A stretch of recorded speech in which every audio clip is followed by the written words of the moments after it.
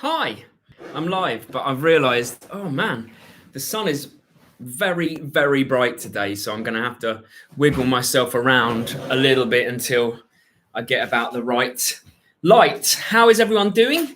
Hope it's been a good week so far, and I hope everyone's healthy. And this is going to be a slightly different question and answer this week because I'm going to throw some things at you, and I want you to be able to answer some questions for me, whether you're watching it live or whether you're watching it in replay, because there's some things that I just want to interact with you about and get your opinions on stuff, I guess, and it'll help guide me as to where I go in terms of the making the videos over the next few weeks. So the first thing I thought I'd do, though, is obviously, as always, touch on some of the questions that have been asked to me this week that I thought I'll answer on the question and answers. And the first one was from Andre Luz, who asked me about lactate threshold, because obviously there's a number of people now are getting on the bike when maybe they have not been on the bike before, or are running when they're usually cyclists. And the question was if the lactate threshold should be the same or different between running and cycling. And what you'll probably find, and if you don't know what lactate threshold heart rate is, it's really kind of the rate at which your heart can function at a certain effort level before performance diminishes, really, or how long it can hold an effort for a time. So, for example, in cycling, they tend to do the functional threshold of power, which is a similar thing, which is essentially how much power you can hold for an hour. And lactate threshold heart rate is something very similar. But I won't bog you down in the terminologies and anything like that. All I'll say is that they'll probably be slightly different because running is so much more of an impact sport. So the lactate threshold heart rate tends to be about 5 to 10 beats per minute higher than when cycling. Man, that was a wordy way of saying that, wasn't it? Sorry, that's not a great start, is it? Because some people would be going, I don't really care about lactate threshold. I just want to go out and run and smile, which is fair. And I get that. So that's the first question. Let's say hello to a few people. Hi, Lee. How you doing, mate? From Somerset. Nice. How is it down there? It's been raining all day here and suddenly it's sunny. And Rob, Rob, how you doing? Are you Somerset as well? And Chris, evening. So second question, let's get into the second question. From Hero Mind Gaming was, how would I go about going from a 6-minute kilometer in running to a 4.5-minute kilometer? And I thought that was quite an interesting one that I might try and answer, because everyone's interested in getting faster, it seems, and that's fine, and that's part of running. Everyone wants to see improvements, but the first thing I would do was warn you off of putting values on improvements. So, for example, saying I want to get a 4:30 kilometer where I'm at 6 at the moment. Rather, think of it as a gradual process in which you will naturally get faster. And the way that you do that is consistency. It is no good doing an absolutely unbelievable, mind-blowing, hard session, rewarding session, but then being blown out for 2-3 days and not be able to do anything. Better that, you taper the maybe intensity somewhat in some of your sessions so that you can get a little bit more consistency in there, or, certainly factor in a lot of rest after a hard session, if need be. But my number one thing I'd say to anyone who wants to get faster is absolute consistency is key. Then, obey the 80-20 rule, polarized training. 80% of your work should still be at a really, really easy intensity, like conversational type pace. And then 20% is the high end, your tempo sets and your full on interval sets. And that could be even within one session. You go out and you do a really reasonably easy run, but 20% of that hour, let's say, could be at a higher intensity. It could be, kilometer sections of race pace or whatever. But if you look at polarized training and study that, then it's a good way to go about it. It's a good way of building a base, but getting faster as well. Who else is in? Dan, how you doing? Yeah, I'm good, thanks. And Vanessa, we're really good. Cadence, finding your natural pace and how to improve on it. Okay.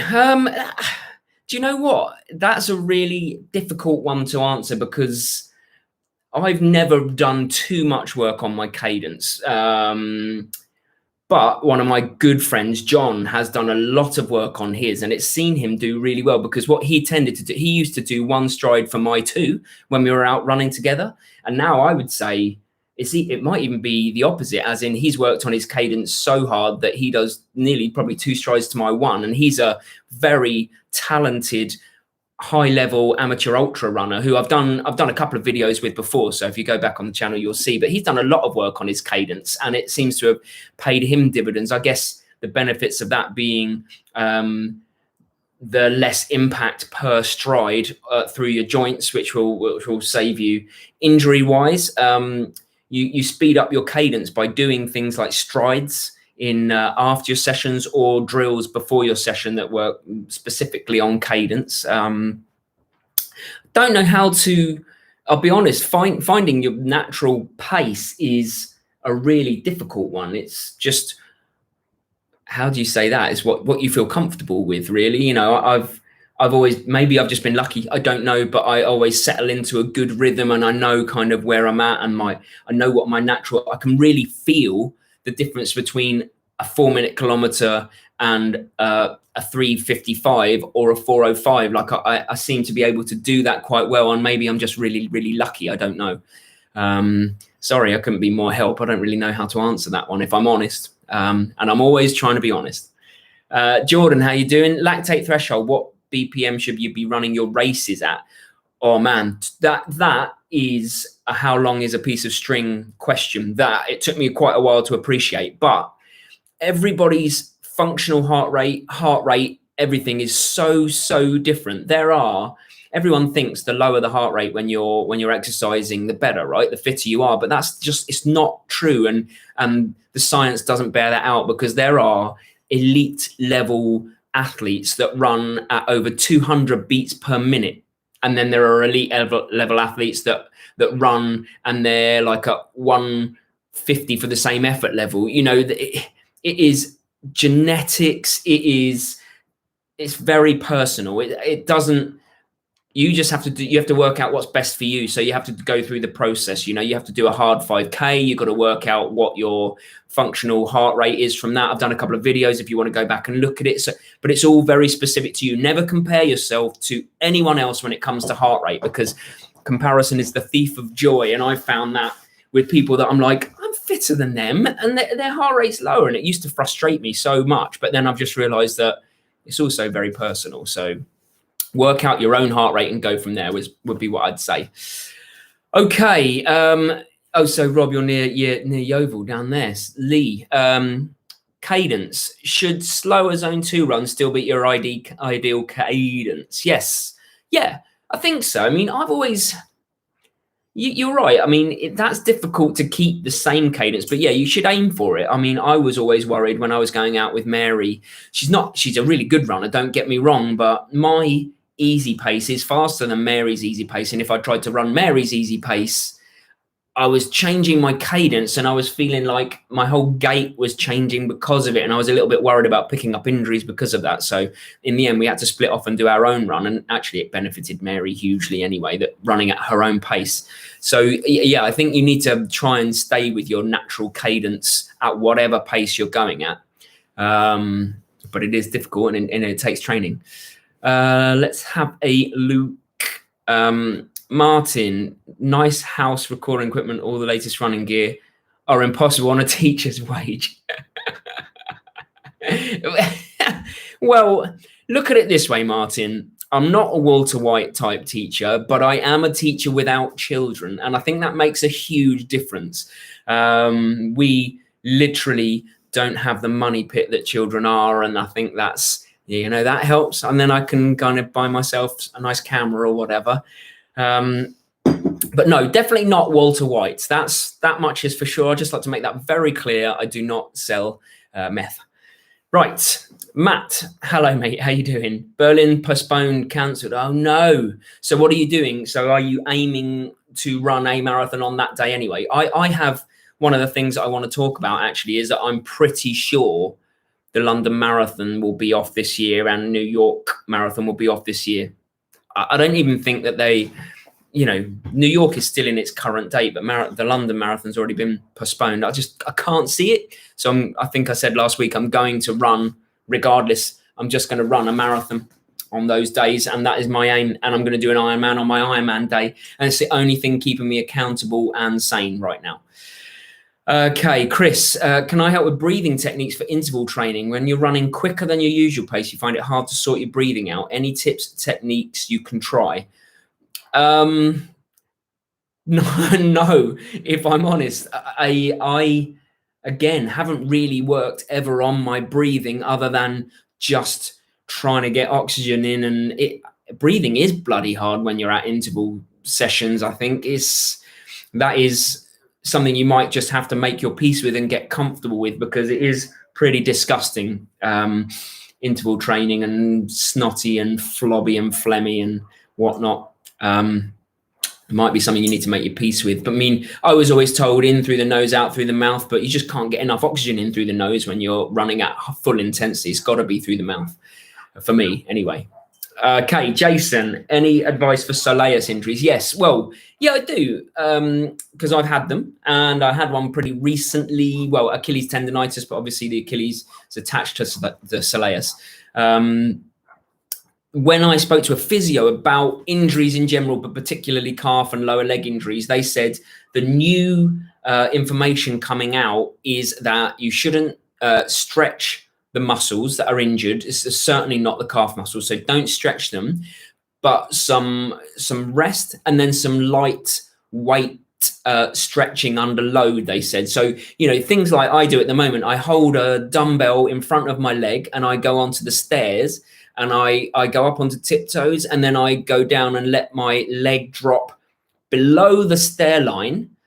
And that just puts a nice, controlled, gentle stretch on the Achilles under weight. So it kind of strengthens it at the same time as stretching it, rather than purely stretching the muscle. So the evidence at the moment currently seems to lean towards strengthening weights and stretching under load, rather than just the classic 30-second hold that stretch if your muscle's injured. I would shy away from that, because you're not allowing it time to heal. You're continually just slightly tearing it apart, and not allowing it to weave back together. I hope that helped. Matt, still going to, yeah, good. Aim for the date, train, good. Dan, any 5K racing tips? Would you go off hard and hang on, or start easy and look to negative split? Cool. That's a really good question, actually. My 5Ks, yes, I tend to do the first kilometer at what I call hard cruise pace. Like I have a heart rate in my head that I want to kind of get to and not exceed for the first kilometer. I mean, it's still high, and the effort level is still high, but I don't want to, the races where I've had the worst results are the ones where I have gone out too hard in the first K and I've just blown up. Also, a really good warm-up involving some sprints before really, really makes a huge difference, because I think it's almost like just switching your body on. I've turned up at races, forgot to do a warm-up, like one of the vlogs in Australia, one of the park runs, I did literally just turned up, was talking to a mate, and they were like, okay, here we go. And I just went, and I remember that just being disgusting, like agony. That could have even been what started the Achilles tendonitis injury. So definitely warm up. And yeah, I build in, and then I just, for the final 4K, I just hope to hang on. My middle three are like what I'd call hard. So I go cruise hard as I can, hang on for the last kilometer. And for the last 300-400 meters, I just tell my brain that I go as hard as I can, and it doesn't have a say in it. So that's how I race anyway. Lee, you remember Mary mentioning about holding your thumb and index finger together to help relax when running? Yeah, and in general, actually. So that is a really good technique to keep you relaxed, because it keeps no tension through the body here. Some people run like that, and immediately you're seeing tension, aren't you? Whereas if you're like that, you're intentionally keeping the tension away, and there is a kinetic chain in the body, so it does flow through the whole body, tension-wise or no tension-wise. So that's actually a good technique to find your happy place as well, is what we learned in a bit of meditation once, that I nearly went to it. So, Annie, do I have do you have to do recovery running with your 5K running plan? No. I mean, a good static stretch after the sessions and the fact that you're building into your running is good enough. So there's a lot of walking in a 5K couch to 5K plan, and that's a good thing, and it just builds up the intervals that you run at. So no, you don't have to do a recovery run after that, just that session. Lars, how are you doing? From Norway, amazing. We were talking about that last week. I really want to come to Tromsø next year and do the Midnight Sun Marathon. That's kind of an aim of mine. It might be 2021, might be 2022, but definitely going to do it. Just wanted to say that you and your girlfriend love the videos and follow the running program. Oh, thanks. That's really kind. In fact, this is about a good time. Oh, I'll answer Baz's question, and then I've got some questions for you that are watching. So stick around because I have a couple of questions. Would you target a certain race or course profile to improve a PB, or just let it happen naturally? I'm going to build into this in a minute, actually, about a mindset that I have and I think is beneficial to have. But obviously a flat course for a PB. If you want a PB, then you look really for a flat course. I certainly do. Brighton 10K I try and go to every year because I know I can run it hard, and it's the best chance of getting a PB. So I do target certain races if I've had a good build up. If I haven't, I don't put too much pressure on myself. I'm really easy about all that. I don't put too much pressure on my shoulders. If it happens, it happens. If it doesn't, it doesn't. I just love running. And I particularly love running in races. I don't know why. I love that feeling. Scott, hope I'm well. Back to your point on warm-ups, what would you suggest before a run? Oh, okay. Well, the drills. A couple of weeks ago, I did a video on some drills. I would say just some simple drills just to get yourself going. You don't need to do anything much, especially if it's a base run. That tends to be, a reasonable warm-up anyway. So I don't think you need to do much, but maybe just 5 minutes of drills would be good. It just trains your body to run in the right way as well. Janine, you're from Switzerland. Hi, how you doing? You're just starting training for your first marathon. Let me know when it is, and good luck. That's really cool. So here's my question for all of you that are currently watching. I want to know what you want to see videos about in the future. I guess my passion is going down the cerebral mindset route. So not just giving you training programs, not just giving you run ideas, but giving you the mental strategies and tools and techniques to get you out there and to keep you out there. That's kind of my passion, and it's where I come from. And I think that's different to all of the other running channels, or at least I hope it is. That's my aim anyway.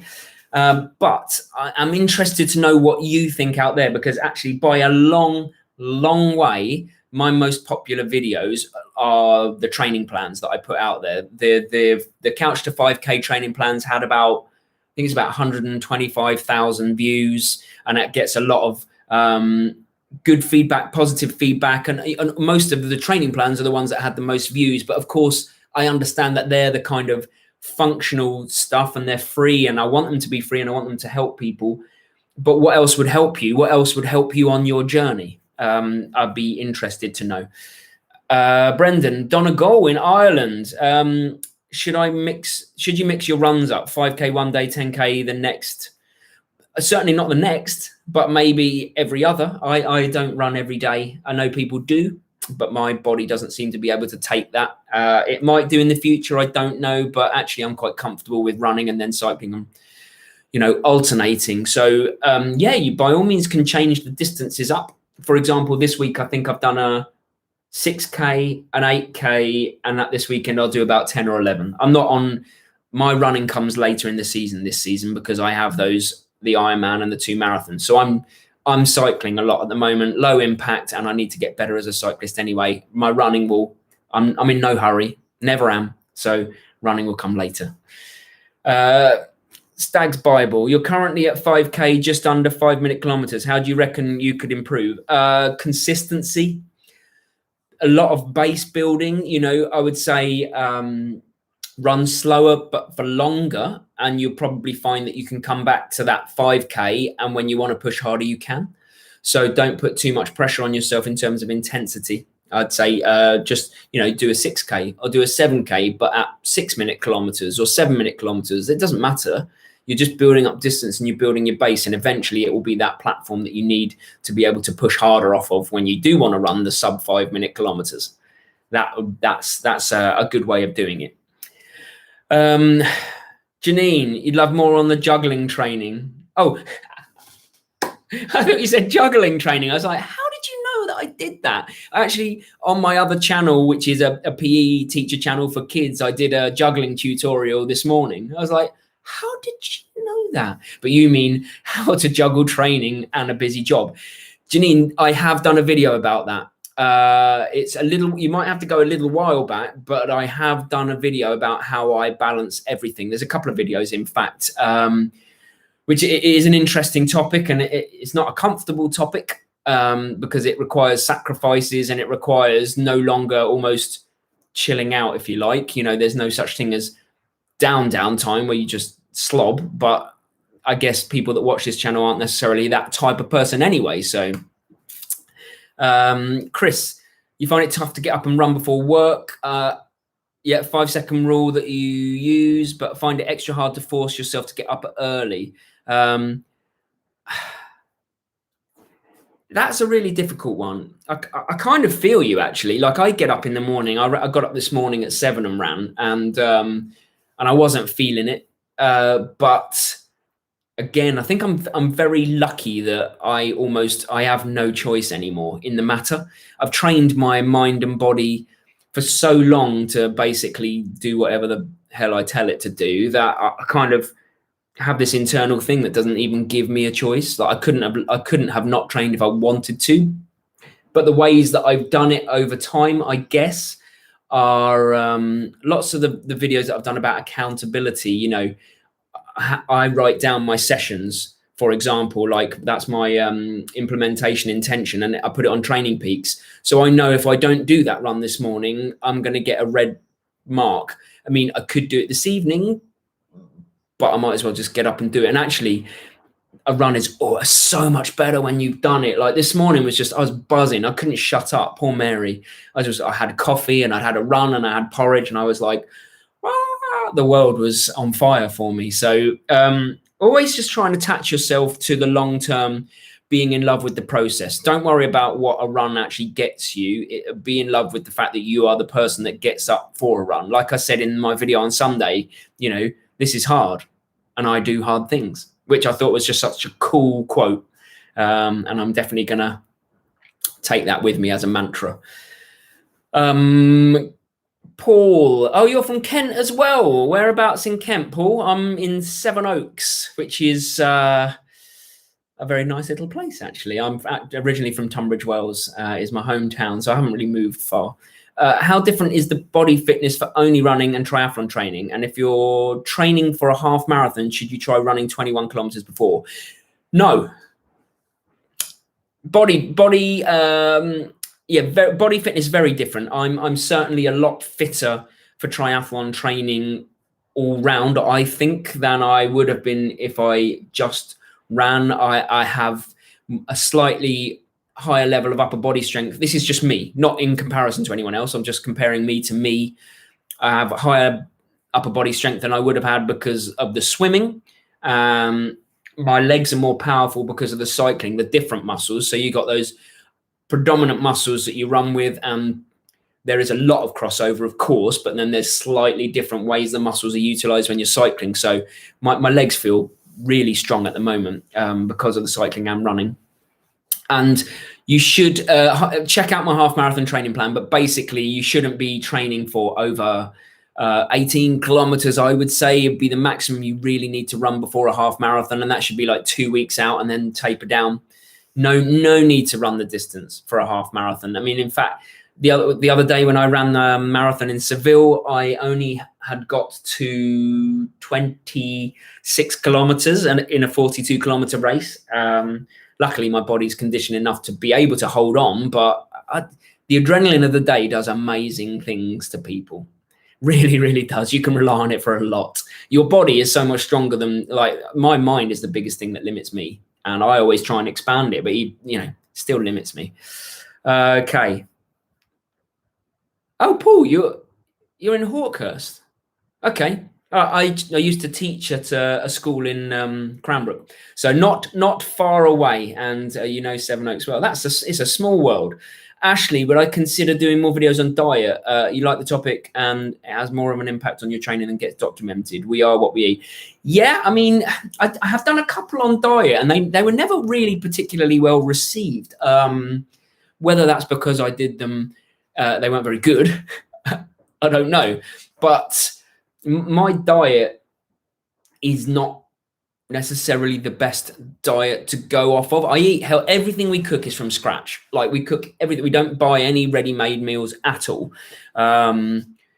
We cook from scratch. We eat a balanced portion of everything. So we have veg, carbs, proteins, and and fats and all of that. And we treat ourselves. And so I was always like, well, is my diet's not really interesting enough? Like, I don't do low carb, high fat. I don't do anything that is a sight away from the norm. So, but that being said, tell me what you kind of would be interested in watching in terms of diet. That would be really great. Rob, why cycling can boost your running speed? Let me write that down. Now, who saw the video from Sunday? Because that's got some really, really good feedback from mates texting me and people watching it about the MAC approach. If you didn't watch it, definitely go watch it. I spoke to Dr. Stephen Leckie about his approach that he's been working on for a long time now. He did his PhD on it, which is it's an approach to training or life, it depends on how you want to adapt it, that allows you to get the absolute best out of yourself as much as possible and be in the zone as much as possible. And it's called the MAC approach, and it's mindfulness, acceptance, and commitment. So it's about, if I could distill it very briefly, it would be about accepting that you're going, it's about knowing you're going to have thoughts whilst you're out training, and they're going to be good and bad. It's about accepting them with no judgment, just accepting that they're there. Like, someone's on your shoulder going, this is hard, and then committing to doing the job anyway. That is I don't want to say I've just distilled a PhD in 5 seconds. I absolutely cannot do it justice, but it is a really interesting approach about being in the now when you train. That's how you're going to get the best out of yourself. They spoke to top level athletes. This is the nice tidbit I took away. They spoke to top level athletes about what they were thinking about when they had their best performances and what they were thinking about when they had their worst. The things they were thinking about when they had their best performances was nothing. And the things that they were thinking about when they had their worst performances was everything. So there's a lot that can be taken from that about taking ourselves into the present moment and just being there and training ourselves to get ourselves back there when we drift. So have a watch of that video and see what you think, because I really, really enjoyed making it. Jordan, more videos of the whys and the science behind it. Yeah, of course. I mean, that's the stuff I absolutely love, Jordan, is all the whys and wherefores of training and running, and the mental side. That's my passion. So of course, this week I'm doing a video on The Infinite Game. It's a Simon Sinek book, actually about business, but I was listening to it going, this is just training. This is training. You can't win fitness. If you think you're going to win a race or be the fittest person around or anything to do with fitness that has a finite goal, you're approaching it wrong. Fitness and being fit is an infinite game. It's just about being the best you can be. But I'll save all that for the video on Sunday. What else? Joe, you just did 20 times 150 meter reps. Woo! That is a good way to get in a high volume of high speed training. What was the rest intervals in between that? That is pretty sick. Paul, you do a lot of forest running. Will you struggle in a road race? No, you'll benefit in a road race. You'll be like, why am I running so fast and it's not undulating and I don't feel like I'm going to possibly break my ankle? Like all of your little stabilizer muscles that you've been using a lot more when you've been running in the forest, suddenly you're on the flat and you're like, whoa, this feels easy. So you'll be fine. Ashley, a few random diet thoughts. Do you make recovery shakes? I do. Are the expensive Martin gels worth I don't know. I've never heard of them actually. And are supplements worthwhile? Okay, I will think about some things to do on a vlog for that. Hi Ben, when can I do 5k PB training plan? Oh, Georgie, how you doing? Well, I would say once you've had good experience at 5 and potentially 10k level. I wouldn't say it's quite an aggressive plan, and if your body's not ready for it, then you might get injured, and we don't want that. We want to play the long game here. So the 5k PB plan is for people that have done 5s and 10s and comfortably and are kind of looking for ways to move to the next level. And remember, it's an infinite game. It's a lifetime thing. There is no rush. I'm in no rush for anything. You know, I'll get to some stuff and it'll be fun. Joe, slow jog back recovery. Oh, okay, cool. Okay, so got a 1 mile virtual race on Tuesday. Show sharpening up your speed. Interesting. So let's finish on this. Thoughts about virtual racing. What is everybody's thoughts out there? Because I see a few of my friends out there doing virtual races. My opinion of it personally is I can't do it. I cannot get myself up for it mentally, and I don't know why. I love being surrounded by people and being in it and feeling a race and all of the things that come with it. And actually around here as well, I'm like, it's just all hills. So I wouldn't be able to race because other people would just find a flat place to run and do their virtual race on a treadmill or, you know, on a flat. There's no flat here. There's no chance. So I'm almost as well, I'm a bit like, Plus, when I go hard, I tend to, if I'm in a base block, when I go hard, I tend to pick up injuries because I'm essentially made of string and chocolate or biscuits or whatever, things that fall apart.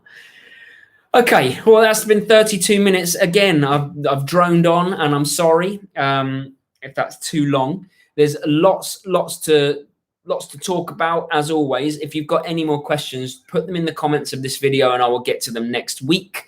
I really am genuinely keen on, again, hearing more ideas for vlogs that you want to see and videos that you want to see. It's obviously really difficult for me being trapped at home. I feel like it's becoming a little bit formulaic, as in I go out running, share my thoughts, sit at the desk, share my thoughts, and I'm trying to work out ways to change that, make it more interesting. I certainly don't want to become boring or stay boring. I don't know how I'm viewed, but you know what I mean. I want to keep moving and getting better. Okay, just a couple more. Janine did the virtual half marathon last weekend, was great, but got some weird looks from people wondering why you're going hard. Yeah, quite. There's always that as well, isn't there? Brendan, virtual races are great. You find they give you something to work to. Absolutely. And you know, at the end of the day, I wonder if London Marathon will become a virtual race on that day, and then obviously I will be doing it. So I can't knock it, but I need to be. I guess I need to be in the right place in my training as well. I can't just go into. I always have I quite like the process of just training to a race rather than just picking up virtual races as we go. But Georgie, love the channel. Oh, thank you very much. That's very kind. Well, thank you to everyone. Thanks for everyone for being on and interacting with me. It's brilliant, as always, to build a community, and we're only going to go from strength to strength. Stick around. And also, one last thing, put it in the comments. What other training plans would you like to see that I haven't done yet? Because obviously they're really popular. I'm trying to work out what other things people want. So in the comments rather than in the chat here, let me know what training plans you want. And I will see you all on Sunday for a video about infinite mindset. Have a good Thursday night and Friday night and Saturday night, and then I'll see you then. Take care. Bye.